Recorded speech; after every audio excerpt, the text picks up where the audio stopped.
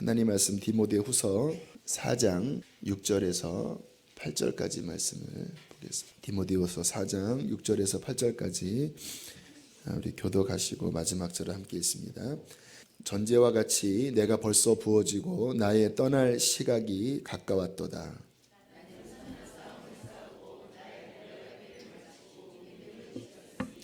함께 있습니다. 이제 후로는 나를 위하여 의의 면류관이 예비되었으므로 주 곧 의로우신 재판장이 그날에 내게 주실 것이며 내게만 아니라 주의 나타나심을 사모하는 모든 자에게도니라. 아멘. 여러분 철로역정 책을 아마 거의 갖고 계시던지 한 번쯤 보셨을 것 같습니다. 혹시 읽지 않으셨으면 꼭 한번 읽어보셨으면 좋겠습니다. 저도 오래전에 읽었는데 좀 다시 한번 봐야 되겠다는 생각이 드는데 아마 그때와는 좀 다른 각도로 읽을 수 있을 것 같아요. 이 책에는 천국까지 가는 길에 만나는 수많은 역경들을 우화적으로 쓴 책입니다. 어떤 한 사람이 갑자기 깨닫습니다. 전도자를 통해 깨닫습니다. 이 세상이 망하는구나. 내가 이 장망성, 장차 망할 이 성에서 벗어나지 않으면 지옥 가는구나. 이 두려움이 엄습하면서 이제 구원의 길을 찾기 시작합니다. 그러다가 갈보리 언덕에서 감격적으로 십자가에 달리신 예수님을 만나고 그 어깨에 메어져 있는 무거운 죄의 짐이 풀어지게 됩니다. 그리고 난 다음에 이제 좁은 길로 들어가는 거예요. 이게 차이인 것 같아요. 오늘날에는 그냥 예수님을 믿는다고 이야기만 하면 그 다음에 별로 도전을 주지 않거든요. 그게 다릅니다. 그 다음에 좁은 길로 들어가는 거예요. 구원의 순례의 여정의 길로 비로소 들어가게 되는 거예요.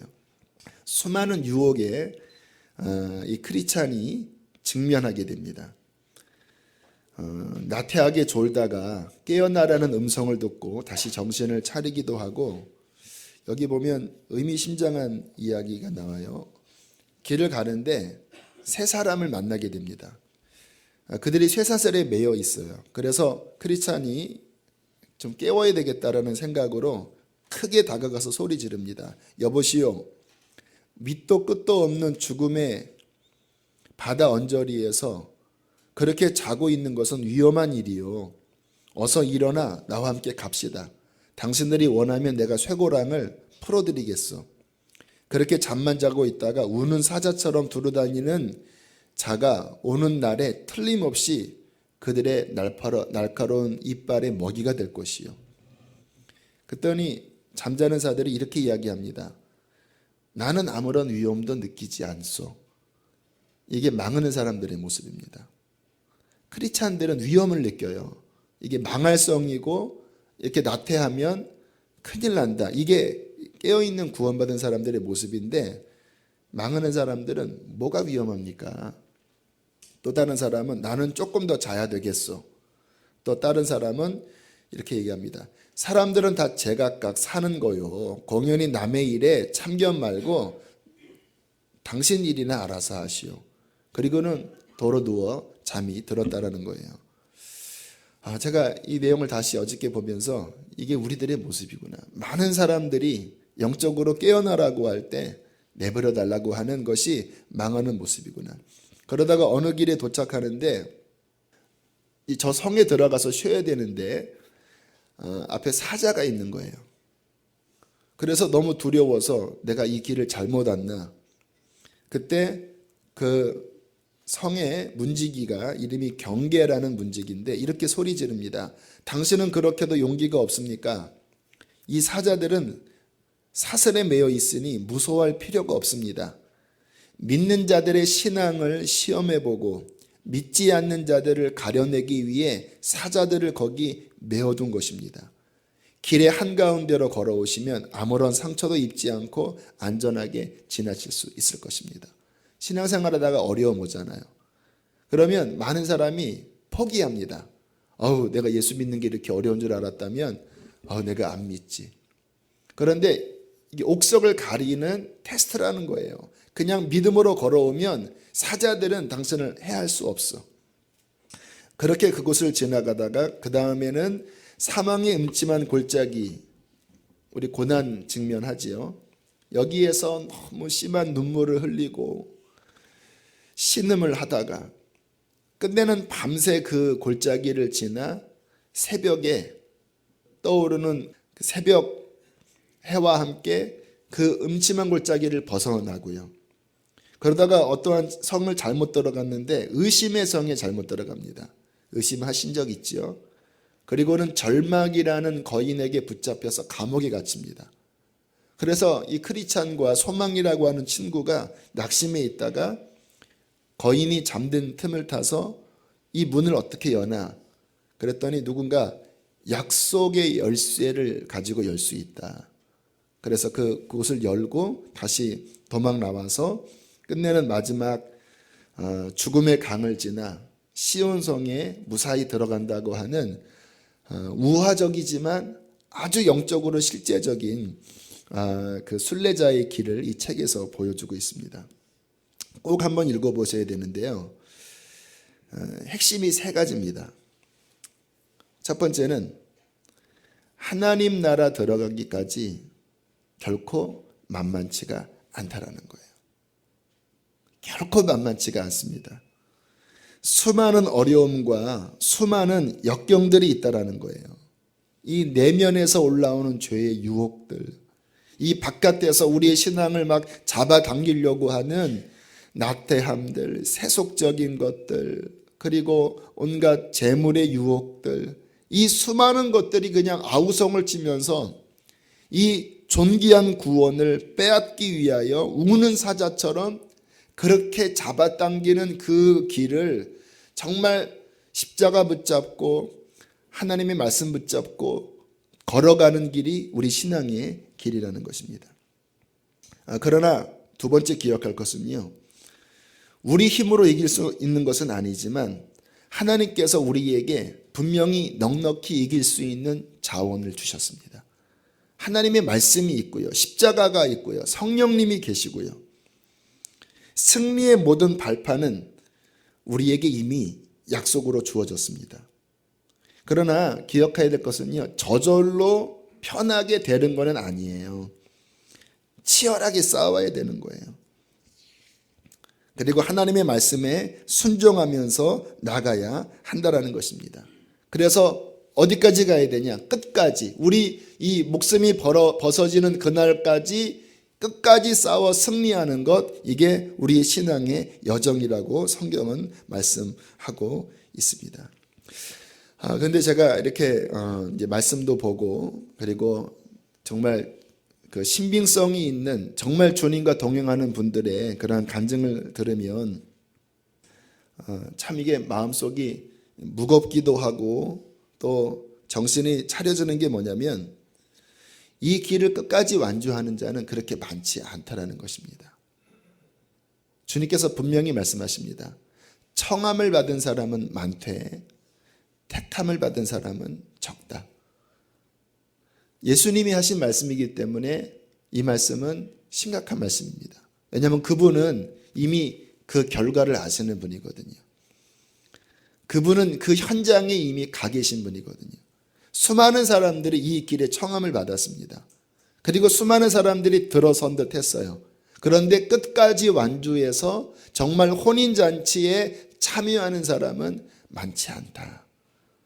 이게 성경의 어떻게 보면 결론이에요. 그래서 좁은 길로 들어가기를 힘쓰라.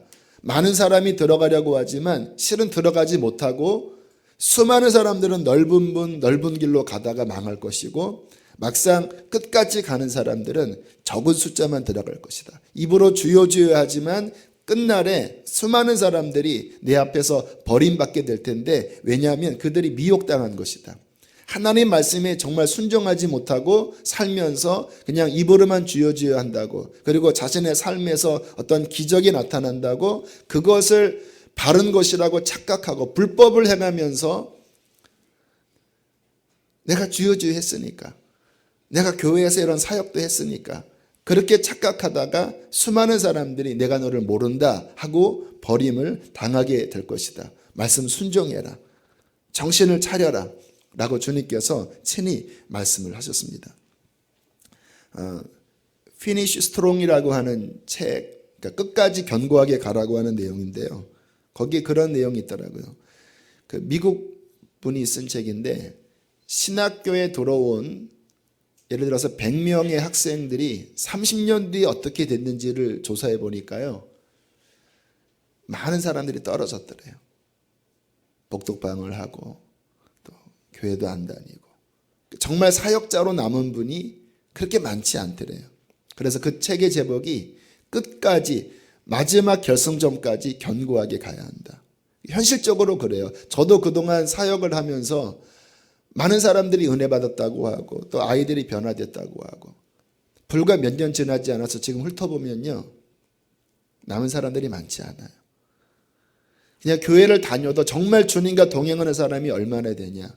그러니까 이게 그냥 통계적으로도 쉽지 않은 상황이라는 것을 알고 또 하나는 한때 불같이 쓰임 받았다가 전 세계를 막 들락날락 했다가 뭐 진짜인지 아닌지는 모르겠습니다.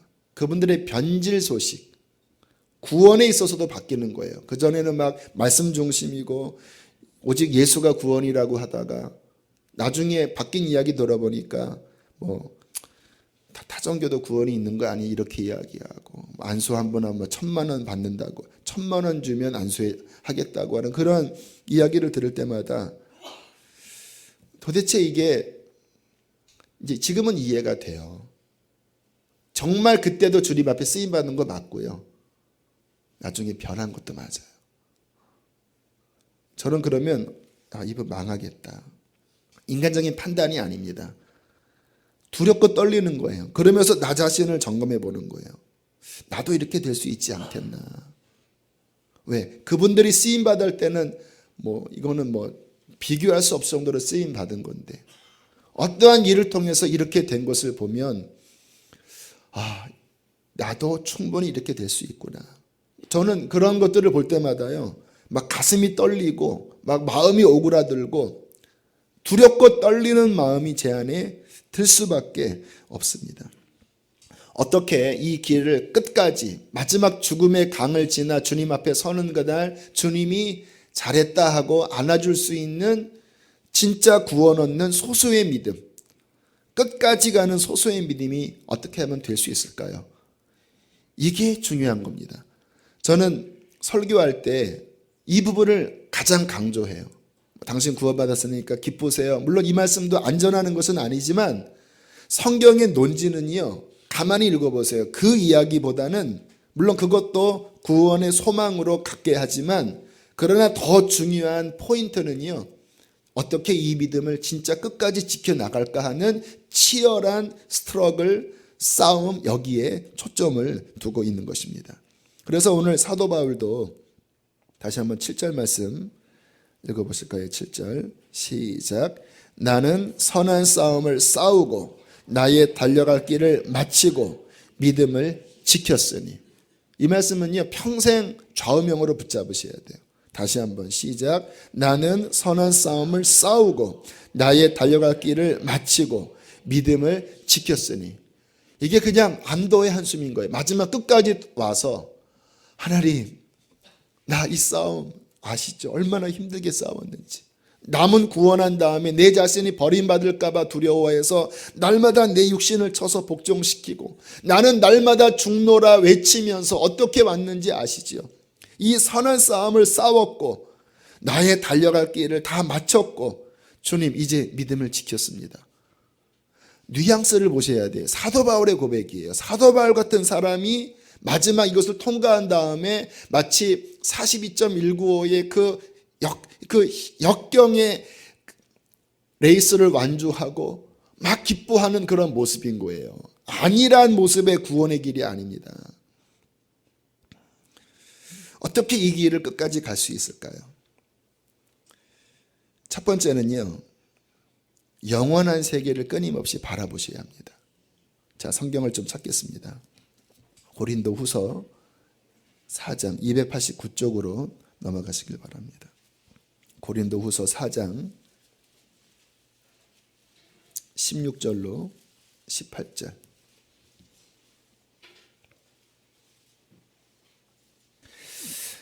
함께 있습니다. 시작.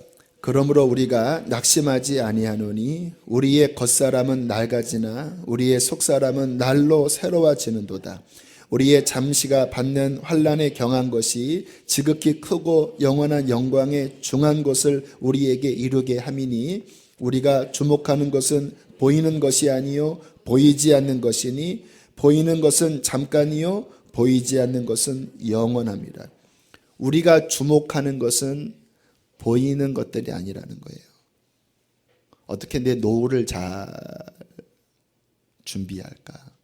어떻게 연금을 타고 내가 어떻게 좋은 집에서 잘 살까? 거기에 주목하지 않는다라는 거예요. 왜? 땅에 있는 장막집은 곧 무너질 것이기 때문에. 진정한 크리스찬들은요, 보이지 않는 것을 주목합니다. 심판대를. 왠지 아십니까? 그게 영원하기 때문에. 이게 열려진 사람이 크리스찬이라는 거예요.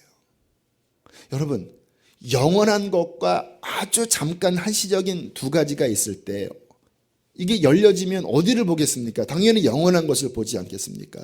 구원받았다고 하는데 영원한 것에는 별로 생각이 들지 않고 한 점 지나지 않는 요 잠깐의 여기에만 관심을 팔려 살면 여러분 기억하셔야 합니다. 거듭남이라는 것은요, 이 생명이 바뀌었다라는 이야기인데 가치관이 바뀌었다라는 이야기예요. 왜? 천국 가치관, 하나님 나라가 열렸다라는 거예요. 그런데 보세요. 나는 구원받았습니다. 나는 천국 갈 겁니다 하는데 온통 관심은 한 점 썩어질 것에만 관심이 있다고 하면 구원받은 사람일까요?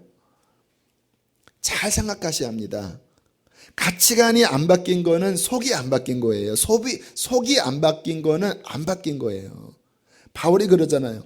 겉사람은 낡아지나. 복음 전하면서 고통 많이 당했거든요. 하지만 우리의 속사람이 날로 새롭도다.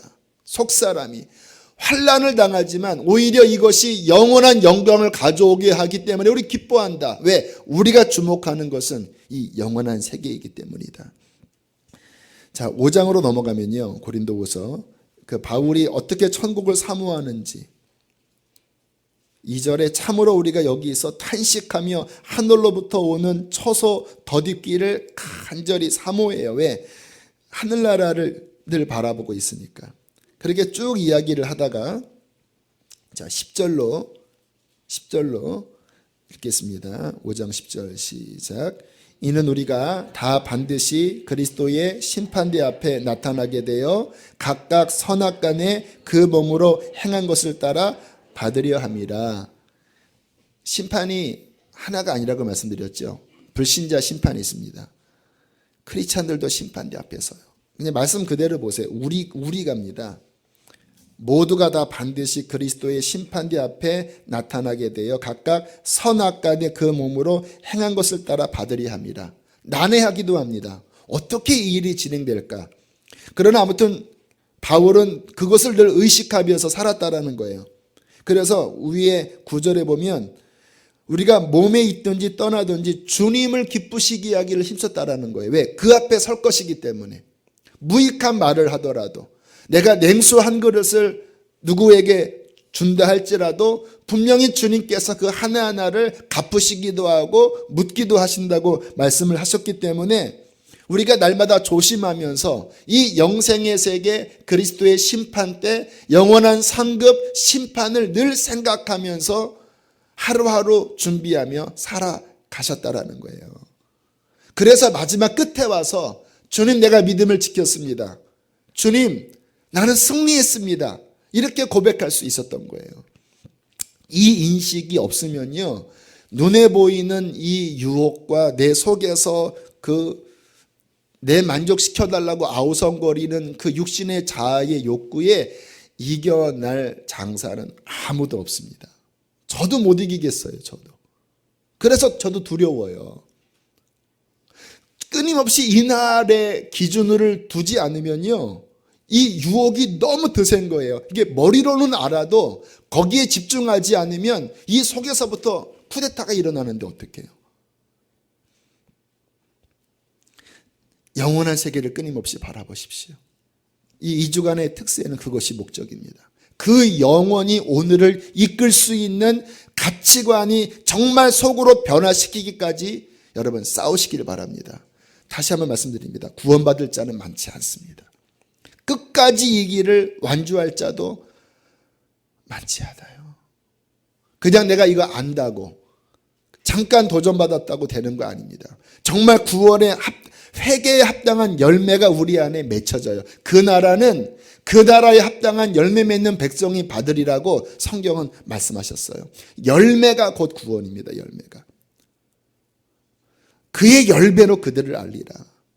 입이 아니라 열매로 알리라. 정말 천국을 아는 사람이냐? 정말 주님의 그 나라를 아는 사람이냐? 물론 싸움이 있어요. 하지만 계속 싸워 나가는 그 열매가 있어야지 이 길을 가는 거거든요. 정신을 차리셔야 합니다. 깨어나셔야 합니다. 자, 그러나 그럼에도 불구하고 이 길을 가다가 넘어질 때가 있습니다. 네, 있어요. 저도 넘어집니다. 저도 약해져요. 첫사랑이 식어지기도 하고 하나님과의 관계가 흐려지기도 하고 다시 죄가 이긴 것 같았는데 그 죄를 내가 정복한 것 같았는데 어느 순간에 죄가 또다시 쿠데타를 일으켜서 또 내 목을 잡고 나를 잡아 흔드는 그러한 일들이 또 우리에게 벌어지는 거예요. 철로 역정 보면은 그런 어려움들이 있거든요. 그러나 기억하시기 바랍니다. 혹시 넘어졌다고 하면요. 넘어졌는데 아직 내가 목숨이 붙어 있다. 그러면 하나님이 기회를 주시는 것입니다. 무슨 기회? 회개할 기회.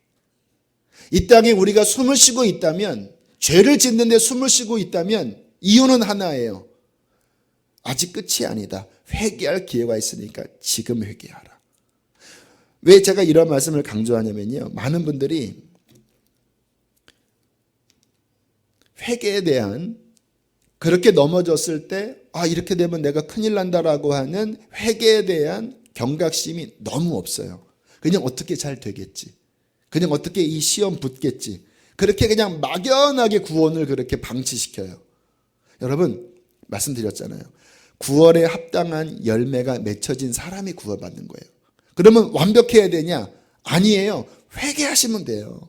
넘어졌으면 다시 십자가 앞에 나아가 그 보혈을 의지하고 또 씻어내고 하나님과의 관계가 흐려졌으면 또다시 주님 앞에 점검하고 또 말씀 앞에 서고 기도 앞에 서고 날마다 또 오뚜기처럼 일어나서 하나님 저는 주님 없이 못 삽니다.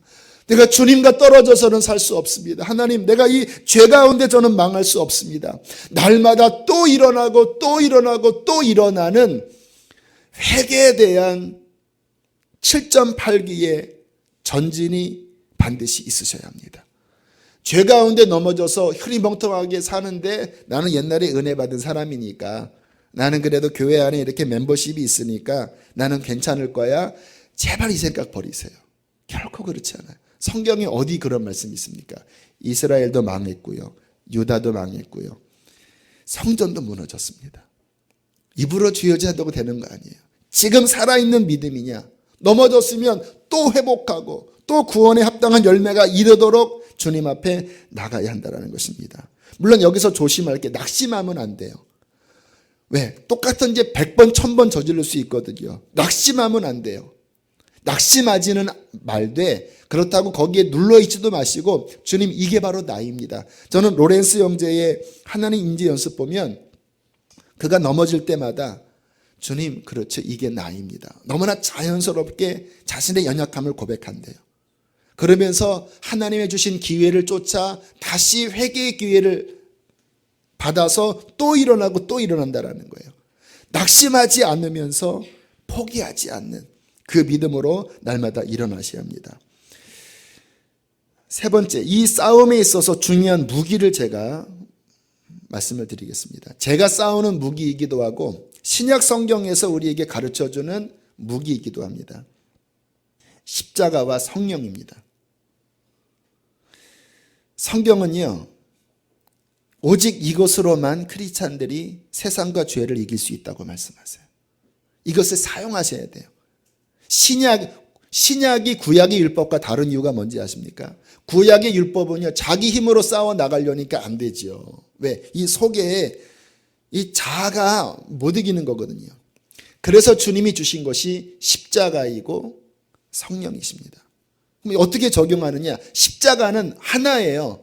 너 자신이 여기에 못 박혔다. 너 자신이. 아무든지 나를 따라오려거든 너 자신 부인해야 한다. 너 자신. 여러분, 자신 부인하지 않으면요, 끝내는 그 자아의 역동 속에 미혹당하든지 그 자아에 결국은 줄이 못 쫓아가요. 교회 목사를 하고 교회에 무슨 일을 하더라도요, 자아를 십자가에 못 박는 이 근본적인 자아 생명을 넘기는 거 하지 않으면요, 여러분 주님 앞에 못 선다라니까. 왜? 여기서 이 자아에서 나오는 거는 결국 이 자기 영광, 이 자기 추구, 결국 우상 속에 살아가는 거예요. 다만 주님 믿지 않을 때는 세상을 섬겼다가, 그리고 교회 안에 와서는 예수님이라고 이 종교라고 하는 울타리를 통해서 또 자기 만족 추구하는 것밖에 안 되는 거예요. 십자가. 진정한 크리스찬은요, 십자가 만난 사람이에요. 내 옛날에 죄 용서함 받은 그것만이 아니라 매 순간마다 날마다 십자가가 붙잡혀야 돼요. 또 이 죄가 올라오고 또 교만함과 욕정이 올라올 때마다 십자가 앞에 나 자아 생명을 끊임없이 맞바꾸는 거예요. 주님, 나는 주와 함께 죽고 주님의 생명이 내 것입니다. 이거를 매 순간마다 싸울 수밖에 없는 이 현실 속에서 씨름하는 자, 사도 바울이 씨름한다고 하죠. 이게 크리스찬들의 모습이에요. 정말 여러분, 구원을 알고 내 자신이 얼마나 삭막한 존재라는 것을 알고 이 성경을 알면요, 이렇게 매일 안 싸우면서 어떻게 살아가? 이 속에서 이 사망이 끊임없이 그냥 올라오는데 한순간도 내 자아 생명을 십자가에 넘기지 않으면 그 올라오는 죄를 감당할 수 없는데, 그 상태로 죽으면 내가 망하는데 어떻게 안 싸웁니까? 여쭙겠습니다. 십자가 날마다 붙잡고 계시나요? 날마다 나는 죽노라고 하는 그 절박한 싸움 속에 살아가시나요? 십자가 아니면 내가 살 길이 없다라고 느끼시나요? 이게 영의 눈이 열린 사람은요, 십자가 없이는 못 산다라니까요. 왜 십자가를 안 붙잡는지 아세요? 여전히 나를 섬기고 있는 거예요. 그러면 망합니다. 나로부터 올라오는 것은 죄밖에 없습니다. 죄밖에. 내 자아 생명을 십자가에 넘기고 그 다음에 신약의 성도들이 이끌어가는 힘은 하나님의 영이십니다. 로마서 8장에 무릇 하나님의 영의 인도함을 받는 그가 하나님의 백성이라. 너희 속에 하나님의 영이 거하시면 그는 하나님의 자녀다. 이 어떻게 착각하시냐면요, 내가 방언하니까, 내가 옛날에 뜨거운 은혜 받았으니까 하나님의 영이 거하시는 거지, 그 이야기가 아니라 로마서 8장의 이야기는 중요한 부분이기 때문에 제가 다시 한번 말씀을 드릴게요. 로마서 8장 4절에 보면 육신을 따르지 않고 그 영을 따라 행하는 우리에게 율법의 요구가 이루어지게 하려 하십니다. 8장 11절에 예수를 죽은 자 가운데서 살리신 이의 영이 너희 안에 거하시면 너희의 죽을 몸도 살리시리라. 여기에서 성령이 거하신다라는 말은요, 그냥 내가 중심으로 살아가고 성령이 은사나 어떤 감동으로 옆에 계셨다라는 말이 아니라 나를 이끄는 주체가 성령이라는 거예요. 끊임없이 성령님, 예수님의 생명인 성령님을 끊임없이 바라보고 여기에 집중하고, 왜? 내 자아는 없으니까, 십자가에 못 박혔으니까 나를 성령의 열매로 맺게 하시는 그 성령님께 매 순간 바라보면서 성령님 저를 도와주세요. 성령님 저를 이끌어주세요. 성령님 저에게 생명으로 역사해 주세요. 성령의 열매를 맺게 해주세요. 저는 사랑할 수 없습니다. 저는 용서할 수 없습니다. 그러나 성령님 그렇게 해주세요. 끊임없이 성령님을 쫓아가는 그에게 율법의 요구가 이루어지게 하려 하십니다. 성령을 쫓아 행하는 그에게 하나님의 자녀된 권세를 주셨다라는 거예요.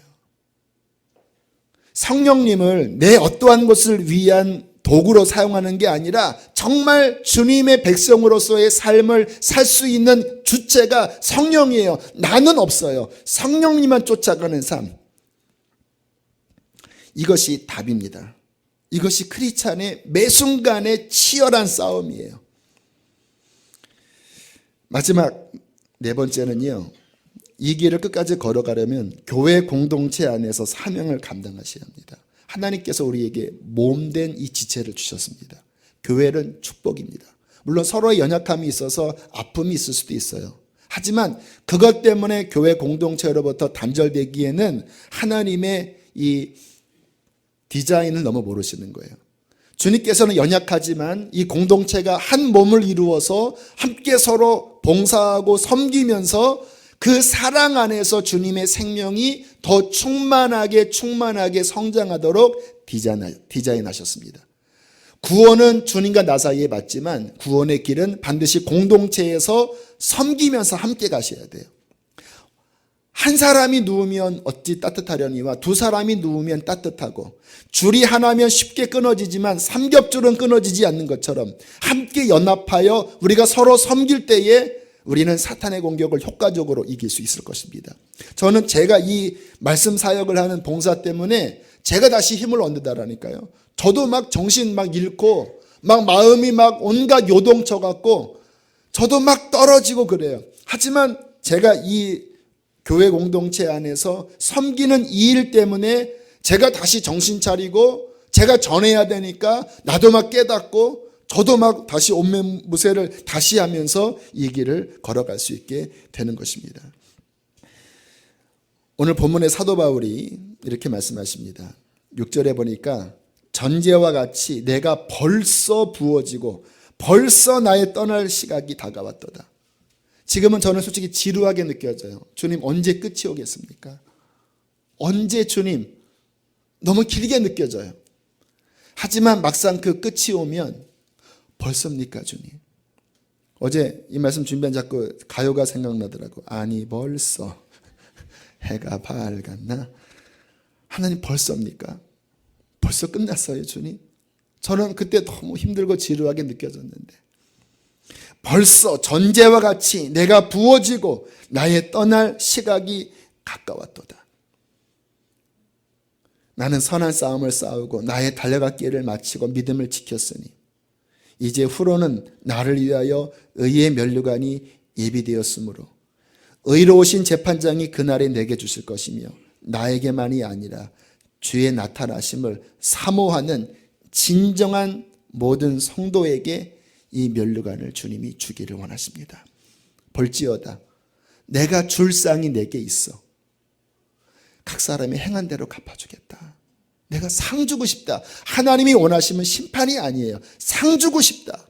정말 하늘나라의 그 어마어마한 것을 너희에게 생각해 보세요. 신분 상승이 이게 얼마나 큰 신분 상승입니까? 하나님의 자녀로서 영원한 영생의 세계에서 왕권을 누릴 그 왕의 백성으로 영원히 사는 것을 주님께서 이 십자가 복음, 부활의 복음으로 우리에게 열어주셨는데, 그러면 당연히 우리가 그 나라를 준비하면서 그 나라에 합당한 열매를 맺으면서 걸어가야죠. 우리가 앞으로 받을 것은 이 어마어마한 건데 막상 우리가 살아가는 모습은 망할 사람처럼 살아가면 어떻게 하나님이 천국을 주시겠습니까?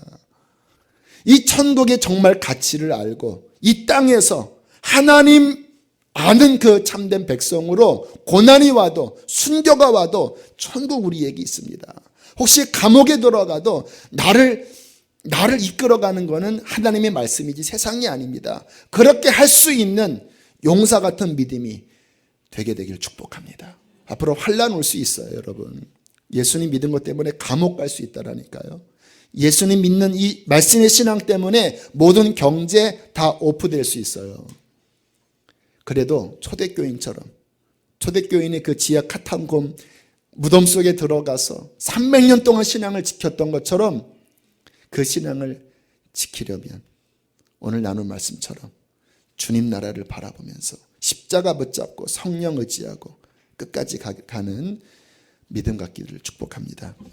함께 이 시간 말씀 붙잡고 기도합니다. 하나님, 정신이 더 차려지게 하시고 정말 하나님 이 순례의 길을 하나님 내가 흐트러짐이 없이, 혹시 흐트러졌다 할지라도 다시 한번 나를 바로잡아 주시고 내가 이 신앙에 바로 서야지만 내 가족도 붙잡을 수 있고 내 친척도 붙잡을 수 있습니다. 하나님 나를 살리시고 정말 회개에 합당한 열매로 날마다 십자가와 성령과 교회 공동체 안에 순종으로 살게 해달라고 우리 주님을 크게 두 번 부르시고 기도하시겠습니다.